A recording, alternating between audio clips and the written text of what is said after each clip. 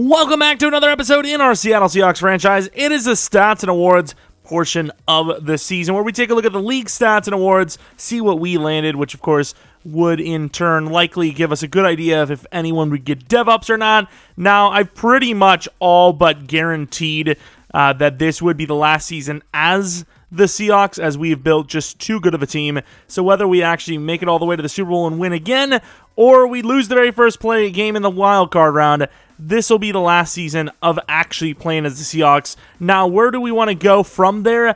I'm not 100% sure, because I kinda, in a way, I haven't done it on YouTube. I want to relocate one of the teams that isn't the Seattle Seahawks, a team that is a little bit on the worst side, but live in the universe of this Uber team. But at the same time, I also do want to do the fantasy draft relocation rebuild, where it's just every player is just all over the place. Maybe even sprinkle in some real-life rookies or something like that. That could be fun. But I'm not 100% sure yet. There's so many different things. I could have fun with so many different, types of, franchises. But I don't know what you guys want to see the most. So maybe it comes up to a vote. I don't know. But as of right now, we are still in it. We still have unfinished business. Can we win back-to-back and basically cement ourselves as the best team ever? Because not only would we have, done nearly the impossible of back-to-back Super Bowl wins, but in good fashion, because this team is stacked. First, I suppose let's start with the league leaders in ratings. Definitely not going to win MVP. Spoiler alert. Sorry if you were expecting it. Ritter alone has definitely got a better chance at winning MVP than us. He's got 10 more touchdowns, 10 less interceptions. Completion percentage is actually better for Greer, but better yards per game, better, rating, less yards per attempt in fairness, but in general, especially with one less game played, because we still have to technically sim. Probably the MVP. We should probably actually do that real quick. All right, let's sim to the wildcard round, see what is up. I think they give you training, but there's not really much more going on there. We'll sim again after this, but I kind of want to just take a look at, how the stats went, how, the awards came out. But first things first, let's take a look at the whole league. Ritter with 5,404 yards, 54 touchdowns, 9 interceptions. So I can't imagine anyone winning MVP over him unless somebody came out with 20-some rushing attempts or touchdowns. It's not going to happen. Better than Greer. Greer still had a good year. But yeah, definitely better than Greer in that, aspect. As far as yards go, 3 5,000-yard passers. This is what the rest look like. Lloyd Phelps. Is that really that late? Man, it feels like he was a rookie just last season. I swear. Hikaru, 26 touchdowns, 14 interceptions, 4,500 yards. Still normal? He is still normal, so nobody cares. Well, I mean, even if he was Superstar X Factor, I wouldn't even care. But, some, decent numbers, but a lot of interceptions. Ritter was the only guy even close to 50, and he got to 54. Prescott at 42, 41 for Greer, 40 for Robertson, and then everyone else below that. Greer with the most interceptions, but that's what's going to happen when you have the slinger. You're throwing it up. You could say he has the most interceptions, but also the highest completion percentage of valid players, if you will. Dak at 71 is in second, and then Lamar and Ritter at 70%, respectively. Passer rating, best passer rating of people that are eligible. Technically, Trey Lance, Desmond Ritter right there. Dak right after that, and then Greer. So really good stuff there. Yards per attempt, you have Greer at the number 1 spot, and Lance not actually too far behind. Mac Jones not super far behind either. Kind of curious who has the longest. So Malik Willis, who got sacked the most. Hikaru, sorry, dude. Sorry, man. But let's move on to the rushing numbers now. The best running back, apparently, Najee Harris. 21 touchdowns, 1845 for yards, on 6.8 yards per attempt, which is pretty crazy. Dobbins and Swift, look how many carries they had, and they really didn't make the most of them. Obviously, a lot of guys over 1,000 yards, a lot of them. Where was Kenneth? Yeah, he obviously got injured. As far as yards per attempt goes, he's probably in the top 10, I'd say, right? You have Najee, then Christian, so that's 2. Then you have 3, 4, 5 doesn't count, but 5 for Kenneth Walker, which is not bad, once again. Zeke with the most touchdowns at 23. The most yards per game goes to Najee Harris, with Kenneth obviously being injured all that time at 4th. Fumbles, let's not talk about it. Most broken tackles was Derrick Henry, with Najee Harris tying him at 67. Most yards after contact was 578 for Najee Harris. Longest run of the season, several 99-yarders, and not the most speed either. So, you know what they say about speed. Speed doesn't matter. It actually does. If you're too quick, you are screwed. And as far as yards go, it's not even close. Cooper Kupp with like 500 yards more than the very next player, and that's Waddle, who's super speedy. I will say, though, a couple of guys with better yards per reception than him. Surprisingly, DK Metcalf wasn't even the best at that, which is a little surprising. But the best, Debo, then Metcalf, then Mechie. As far as yards go, though, a lot of guys over 1,000. A lot of players. How many catches? Pitts was at 124. That is a lot of catches. That's 24 more than the next tight end. Touchdowns, Debo at 19, DK at 18. And that's pretty much that. Yards after catch, Kupp with 845. That is a lot of yards after the catch. Derrick Henry with a 95-yard catch. Didn't really do much more with him outside of that, though. Sack totals the most allowed goes to Aquanu with 19. Jeez, Karu, I feel bad for. Defensively, the most tackles apparently goes to Miles Jack. Most tackles for a loss goes to Dexter Lawrence, the talented man himself. Most sacks goes to Nick Bosa with 24. That is a lot of sacks. Briscoe, the fast corner, I believe he is, 6 interceptions.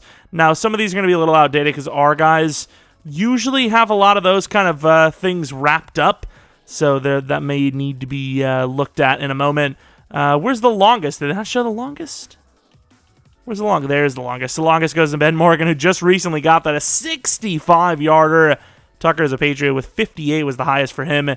Best punter goes to, I guess, Camarda, technically. Who had the longest?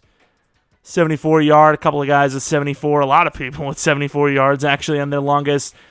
Kick return, Jermaine Caldwell with the most. As far as yards per return goes, though, of kind of eligible players, not really that close to the top, though. Not at all. Touchdowns, one for several players.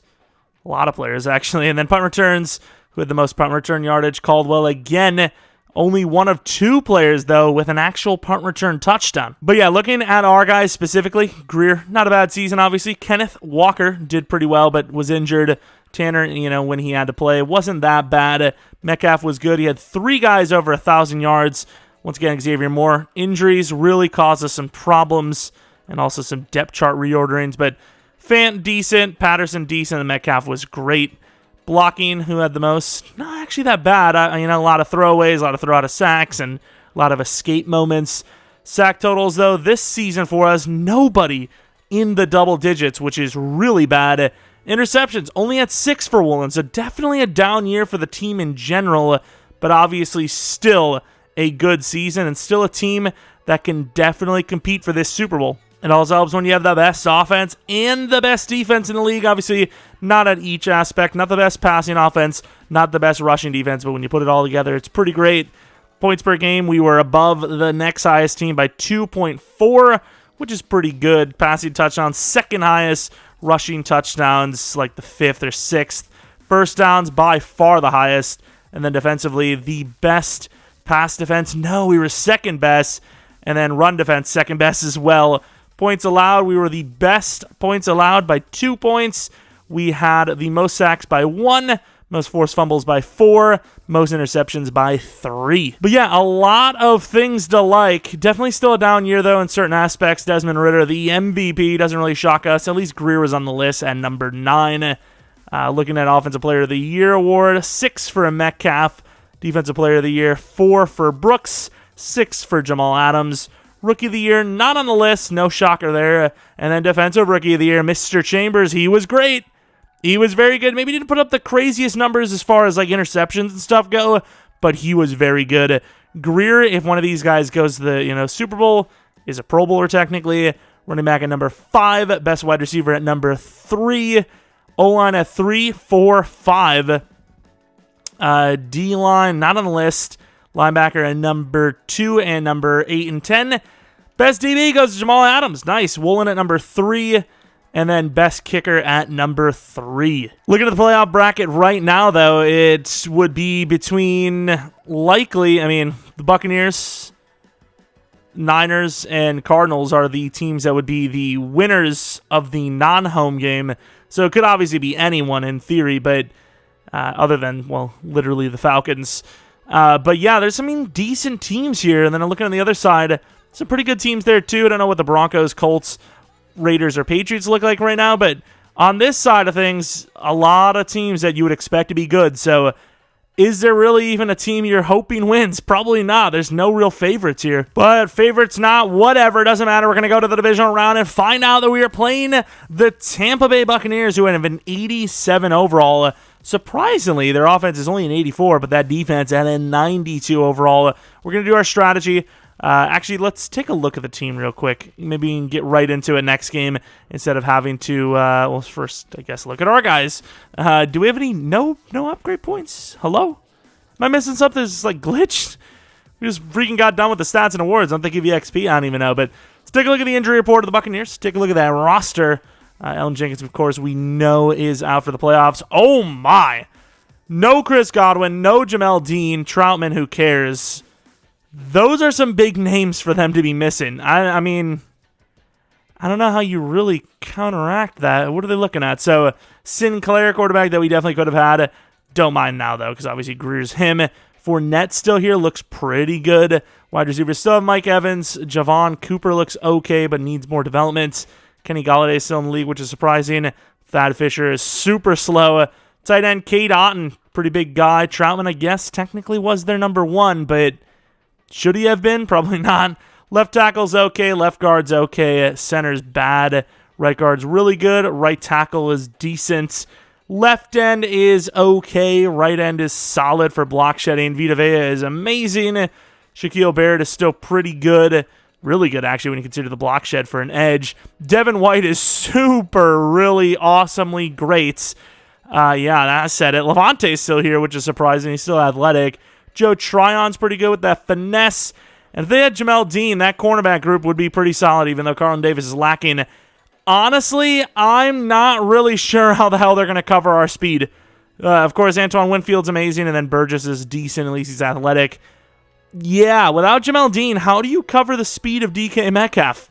Do they even have a chance? For them, I'm going to say we're going to defend the short pass, and then for us, I'm going to say we're going to try to air it out. I normally go medium. We're going to go throw it deep. I think we need to attack. Now it's saying we have some, well, no, we don't. We have no upgrades still to make. What the hell is going on here? Jonathan Tanner, I guess I do kind of still want to try to get him to like 90 trucks, stiff arm. I don't think it's going to happen, though. Yeah, that's not a great start either. 87 truck, 89 stiff arm. It's not going to happen. Not going to happen, sadly. It would be kind of cool, too, is that if we did a relocation franchise in this realm, we could make trades for players that just didn't work out, right? Like, if we're missing quarterback, we can maybe go with Peyton Schwartz or something, or we need a wide receiver. You know, Chapman really wasn't great for us, but he could be a number one for probably some other teams because of his size. You know, same with Jacobson. He never developed, but he should be a starter. Same with Tanner. He should start somewhere. So I like that idea too, you know, being able to trade off players. Because obviously this team is never going to last forever, right? Like sooner or later, the God squad that we have here would have to dismantle because it's just not, you know, it's just not possible. You can't keep a team that is this good forever because you got to pay people sooner or later. But yeah, there's some names in here, like those two that we mentioned, or three, that could be traded to the new team, and it kind of continues their legacy, if you will, and actually gives them a legacy.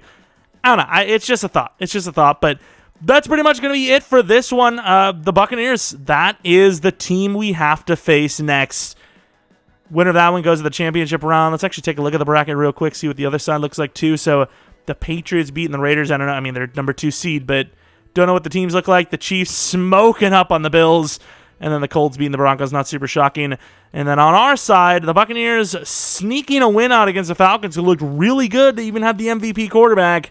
But obviously it is the Buccaneers roster and their playbooks. They just go off. Cowboys versus the Vikings. I would say probably the 2 strongest teams, which would make sense because they were the 2 highest seeds in those games.